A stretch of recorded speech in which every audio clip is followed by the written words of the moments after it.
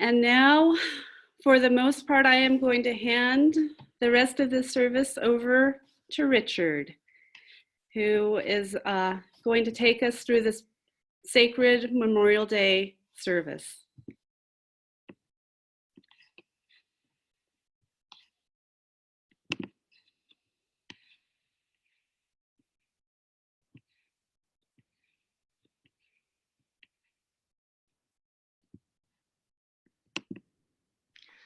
Richard, you're unmuted. Thank you, Wendy. Hi, everybody.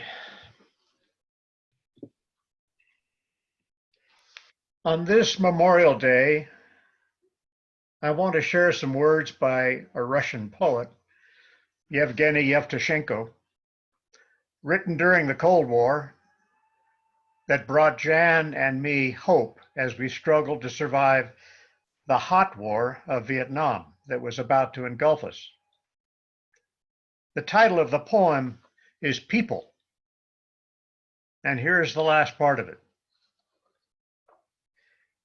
In any man who dies, there dies with him his first snow and kiss and fight. It goes with him. There are left books and bridges and painted canvas and machinery whose fate is to survive. But what is gone is also not nothing. By the rule of the game, something has gone. Not people die, but worlds die in them. Whom we knew as faulty, the earth's creatures, of whom essentially what did we know?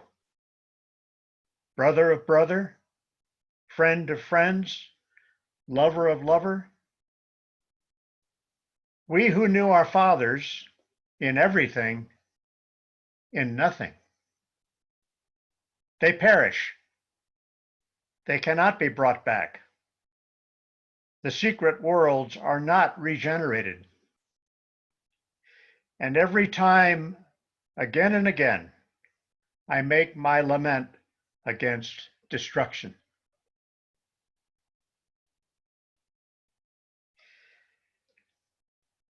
Now I want to show you via video 2 ways of celebrating Memorial Day, which is to say 2 versions of us. In other words, how we see ourselves.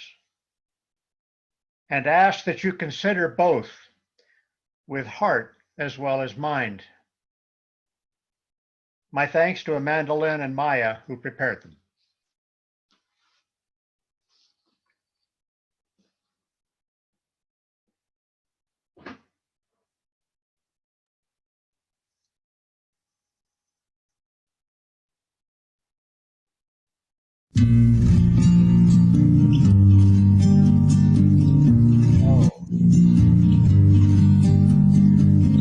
Where have all the flowers gone? Long time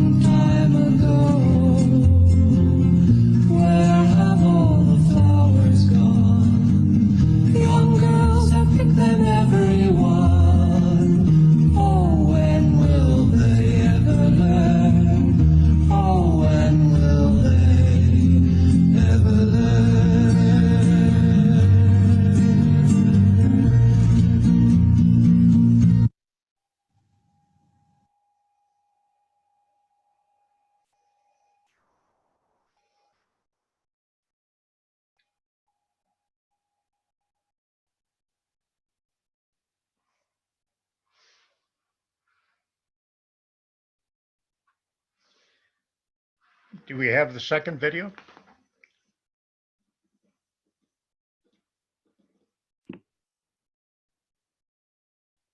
Amanda, I do if you don't. No, I haven't. I just got confused.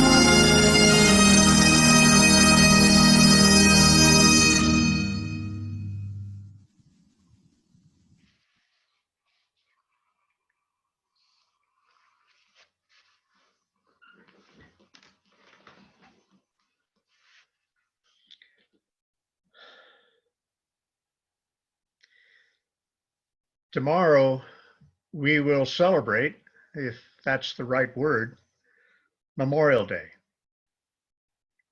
It began as a day set aside after the Civil War by ladies in both the North and South to honor and mourn those who had died in military service.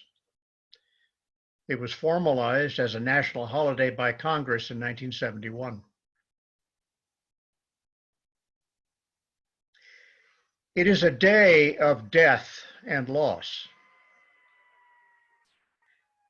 It is a day of graves and flowers and songs that haunt us, or perhaps taunt us with their melodies and questions.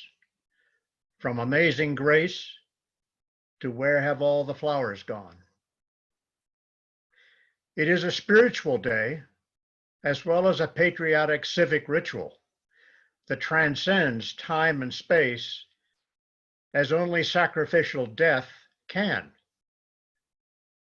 And thus it is sacred,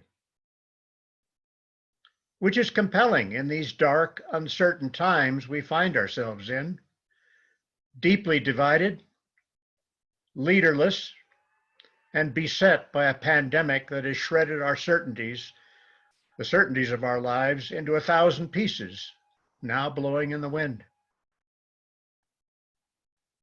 I think we need sacred rituals like Memorial Day now more than ever.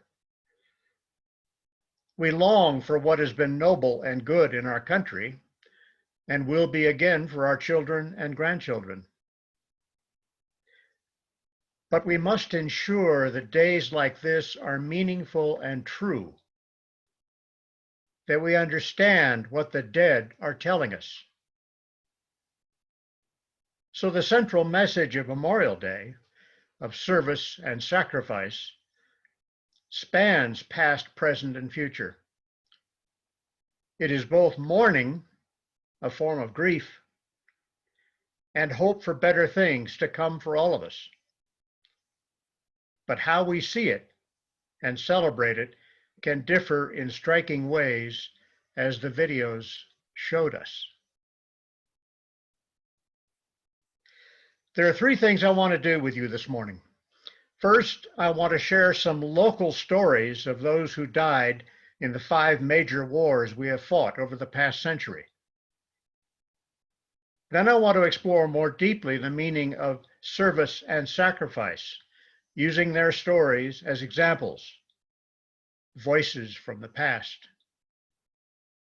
Finally, I want to look forward with you to where I hope we are going as citizens of the world, to a reality where the traditional dichotomy of us and them that has long divided our species is shifting, bringing us closer together than ever before.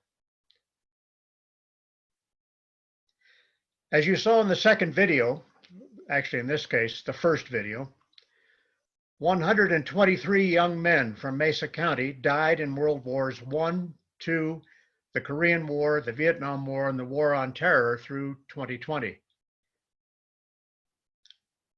You saw their names and statistics of service. I would now like to bring them to life by sharing a few of their stories with you. As I do, please imagine these young people as sons or brothers of yours, or of your friends and neighbors, past and present, each part of the social fabric of our Grand Valley community.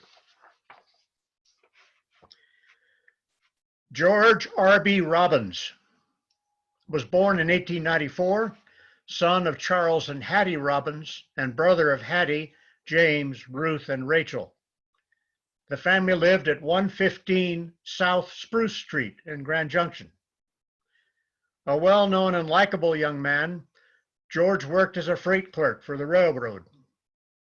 He joined the U.S. Army in April 1918 and served as a private in the 89th Infantry Division that had deployed to France. He died on 6 November 1918, 5 days before the armistice was declared on 11 November 1918, ending World War I. He was 25. Homer Copeland Biggs, Jr., was born in 1918, son of Homer and Louise Biggs and brother of Ethel. The family lived at 1202 Chipeta Avenue in Grand Junction. Homer attended Colorado College, where he was captain of the football team. He joined the U.S. Army Air Corps in 1941 and served as a first lieutenant and pilot of a B-17 bomber in the 91st Bomber Group based in England. He died on 13 May 1943 on a bombing mission over France when he bailed out of his stricken aircraft and his parachute failed to open. He was 25. Clyde Lee Hewitt was born in 1932, son of Clarence and Ethel Hewitt and brother of Donald and Helen. The family lived at 818 Rood Avenue in Grand Junction. He attended Grand Junction High School and worked as an extractor.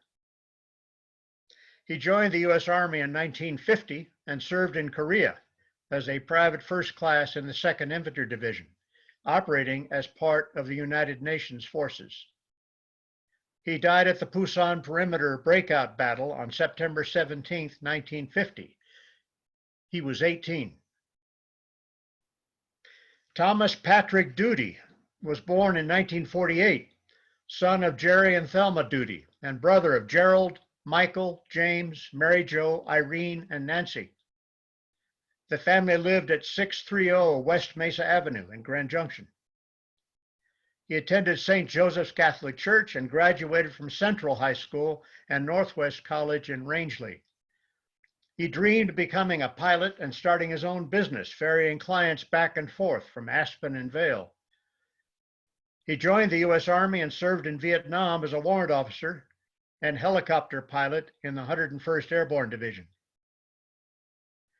He died on 8 February 1971 when his helicopter was hit and crashed over Laos. He was 23. Years later, Tommy's brother, Jim, built a memorial to commemorate Tommy and all veterans who served from 1959 to 1975. It opened in 2003 in Fruita as the Western Slope Vietnam Memorial Park. Wade James Oglesby was born in 1979, son of Linda Oglesby and brother of Samantha. He attended Grand Junction High School but dropped out in his sophomore year to care for his mother, who died in 2003. He then moved in with Gary and Sheila DeCoque, whom he considered surrogate parents in order to care for his sister. He was one of the most unbelievably nurturing men I'd ever met, Sheila DeCoque said. He joined the U.S. Army in 2004 and served in Iraq as a corporal in the 2nd Infantry Division. He died on 18 April 2007 in Taji, Iraq, near Baghdad, when an IED detonated near his vehicle. He was 27. He wanted to become a police officer after he was discharged from the Army.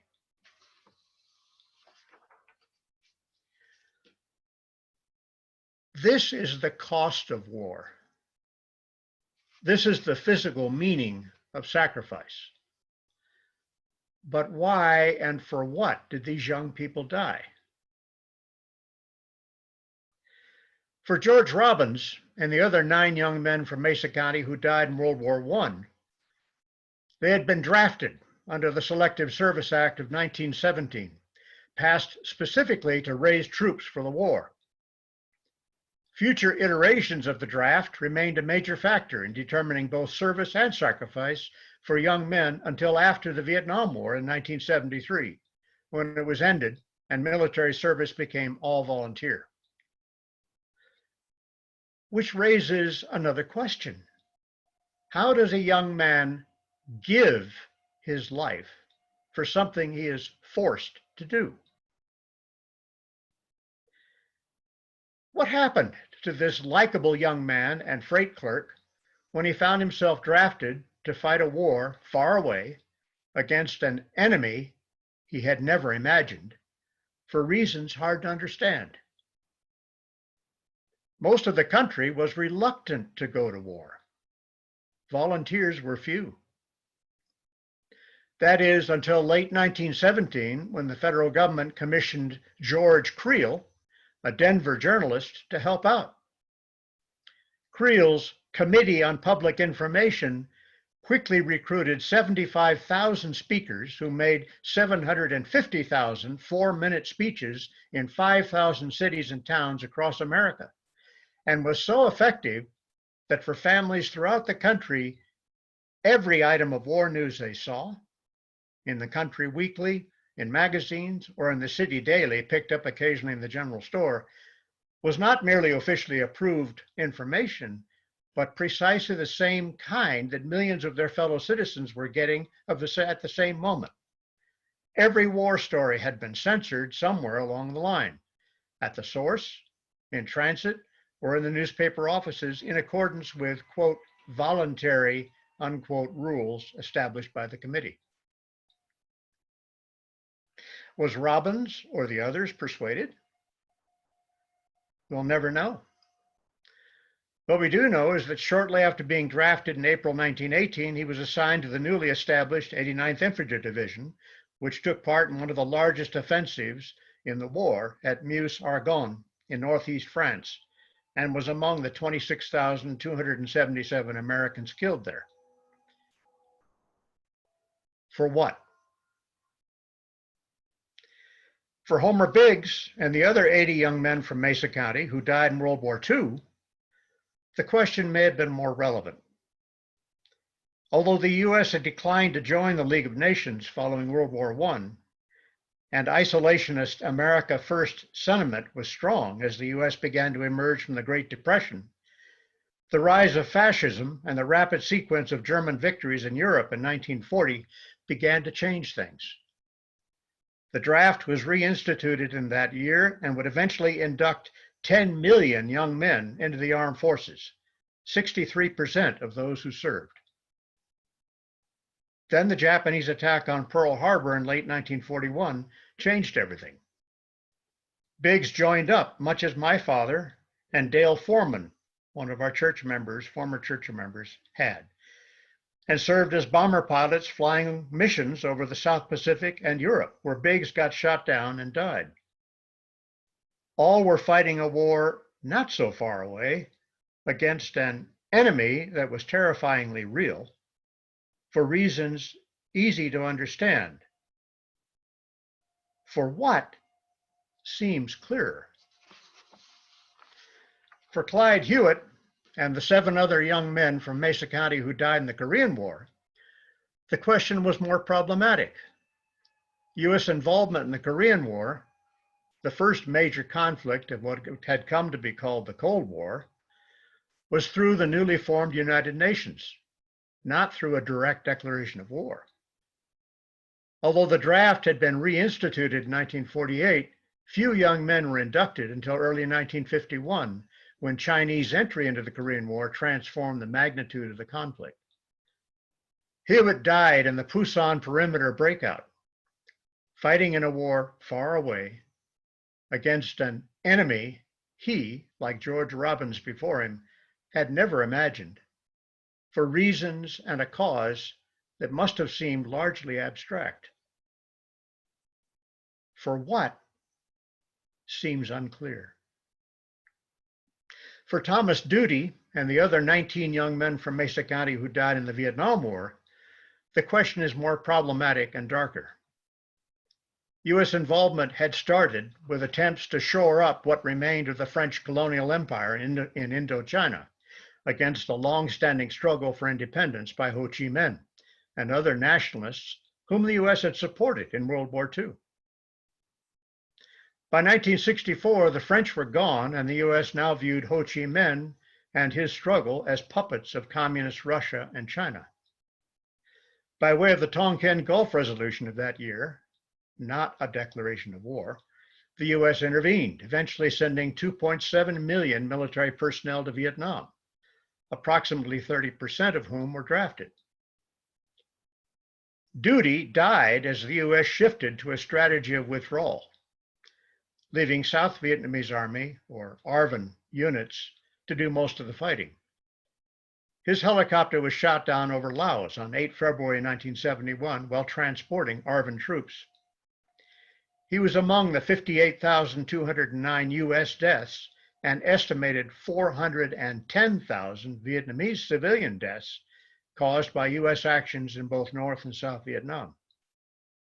All 20 of the young men from Mesa County were fighting a war far away against an enemy that was hard to identify for reasons difficult to understand, especially if one did not know the history or the language of this ancient land. One colonel, US colonel, said we had to destroy the village in order to save it. An apt description of the situation. For what seems unclear, confusing, and still hotly debated to the present day. For Wade Oglesby and the 3 other young men from Mesa County who have died so far in the ongoing war on terror, the question of why and for what did these young people die is both more problematic and even darker. Given the terrorist attack on 9/11, Pearl Harbor-like in its impact, one would have expected a World War II-like mass response. But that did not happen. Partly because a group of terrorists, not a country, had attacked, and partly because, within a year of displacing the Taliban and occupying Afghanistan, the US response was to attack and invade Iraq, which had played no role in the 9/11 attack. Oglesby and the 3 others from Mesa County were among the 4,500 young men who have died in Iraq so far. Some 208,000 Iraqi civilians have also died so far. All 4 of the young men from Mesa County were volunteers, fighting a war far away against an enemy that was nearly impossible to identify, for reasons very difficult to understand, especially if one did not know the history or languages of this ancient land. For what seems nearly impossible to determine and remains highly controversial to this day.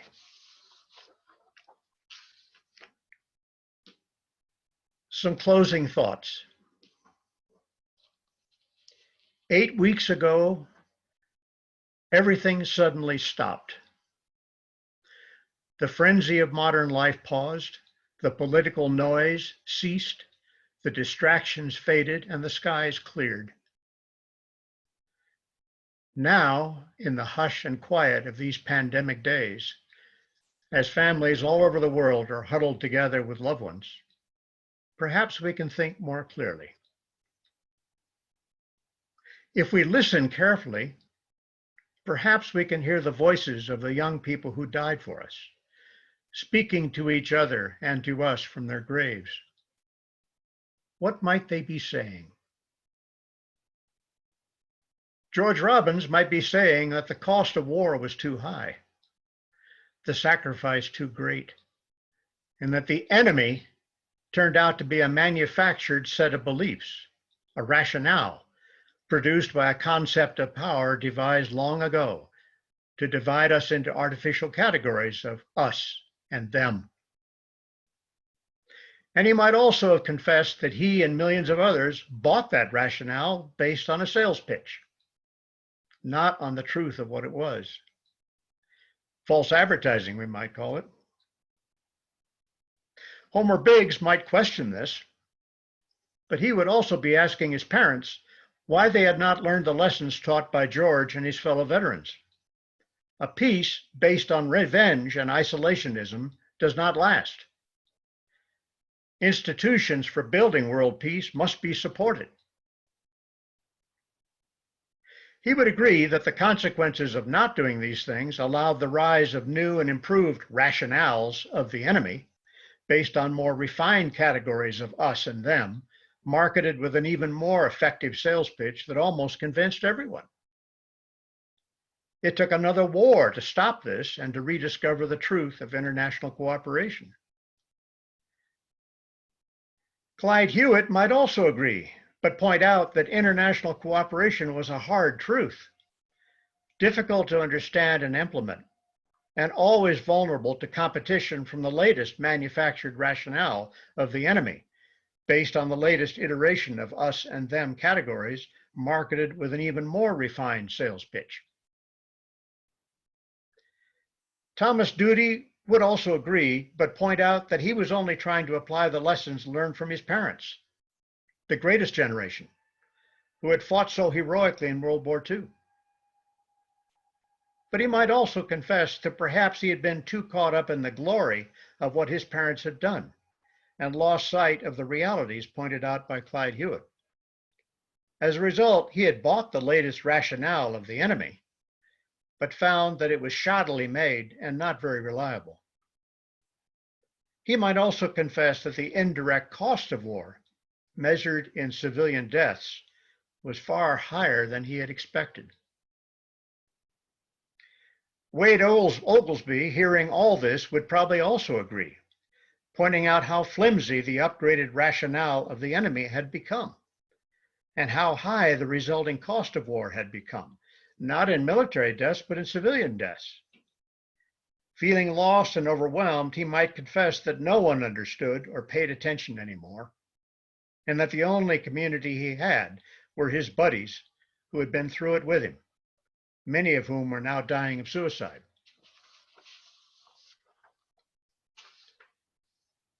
All might agree that war itself was the enemy, and that the us and them set of beliefs used to manufacture it was obsolete and counterproductive.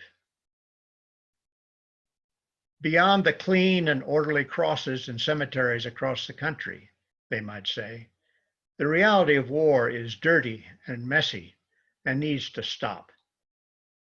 The cost is too high. No more should die, soldier or civilian. All would agree that we must finally learn the lessons war has taught us and seriously set about building peace. At this point, listening even more closely, we might hear a deeper voice, speaking not in the language of politics or economics, but in the language of biology and ecology. It is telling us a timeless truth, as it has for centuries, but now with more urgency. It is telling us all that we are more deeply connected to each other and to this planet than we know. That there is no them. There is only us. And we must work together, all of us, to face the planetary challenges that lie ahead. Perhaps this is the true meaning of Memorial Day 2020. And to help me bring this to a close, here is another young man from Mesa County.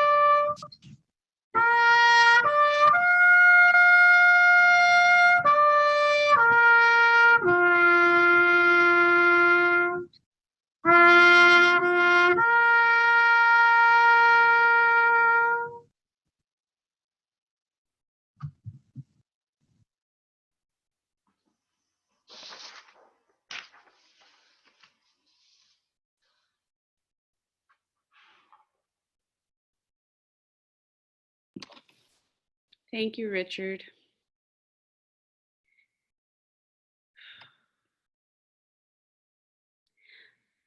Let us take a moment of silence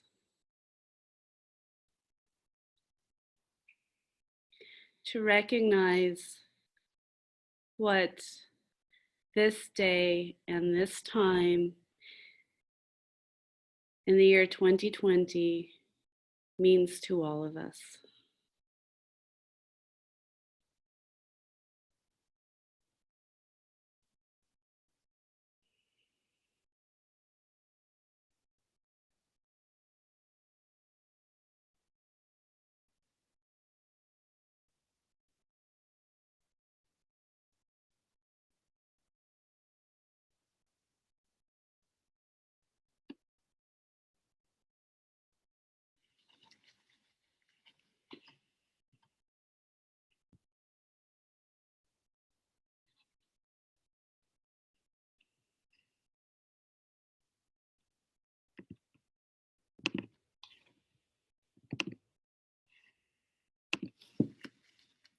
I want to take a few minutes now to say thank you to the veterans on our Zoom chat right now. I can't see everybody. So I have allowed you to unmute yourself, and if you see a veteran that you would like to name here and say thank you, or if you would like to say thank you in any way, please please go ahead and take this time to, as we continue the sacred space, please let these words be those of integrity and honor as we say thank you to our veterans. Elizabeth, I see that you unmuted yourself.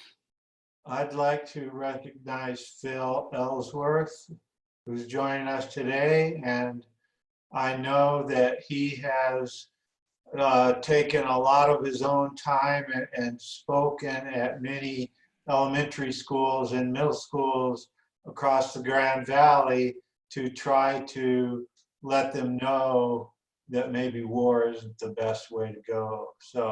So thank you, Phil, for your service, but more importantly, even for all the work you've done to try and let people know that the true how devastating war truly is.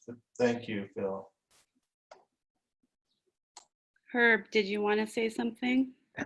Yes, I don't know who is a veteran among us, but I'd like to thank everybody because war is horrible and there is no good word for it. But on the other hand, the freedoms we enjoy have cost our nation a great deal. And Richard is only one of us who sacrificed a lot to maintain those freedoms. And I value those freedoms a great deal. And so I'd like to thank everybody, veteran or not, who supported our nation in the last 50 years to continue those freedoms because they're very valuable and I think very, very worthwhile. So thank all of you for all you've done. Phil, I see that you unmuted yourself. Would you like to say a few words? Yes, I want to thank Richard and Monty. And I'd like to read a poem that I've read in church before, I think, but I think the closer you get to a war, the more the people you're fighting against turn out to be just like you. This poem is called Memorial Day 2015 for an unknown German soldier. Comrade, I remember all. I hear my shot. I see you fall. Too few the years, 70 for wounds to mend, for wounds to mend. In the daytime, all seems right, but then comes night. And in the night, 70 fly by, and then you fall again. You fall again. Thank you for letting me do that. Thank you, Phil. We'll continue this conversation, but following that beautiful poem, I think would be the right time for us to sing Blue Boat Home together and extinguish our chalice, and then we'll open the conversation back up.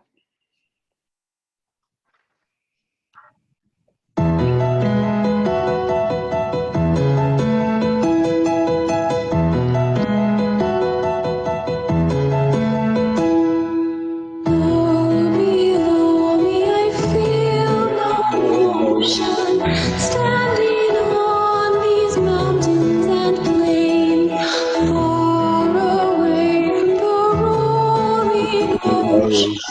Still my dry land heart can say, I've been sailing all my life now. Never harbor or port have I known. The wide universe is the ocean I travel, and the earth is my blue boat home. Sun, my sail, and moon, my rudder, as I ply the starry sea, leaning over the edge in wonder, casting questions into the deep, drifting here with my ship's companions, all we kindred pilgrim souls, making our way by the lights of the heavens in our beautiful blue boat home. I give thanks to the waves upholding me, hail the great winds urging me on, greet the infinite sea before me, sing the sky my sailor's song. I was born upon the fathoms, never harbor or port have I known. The wide universe is the ocean I travel, and the earth is my blue boat home.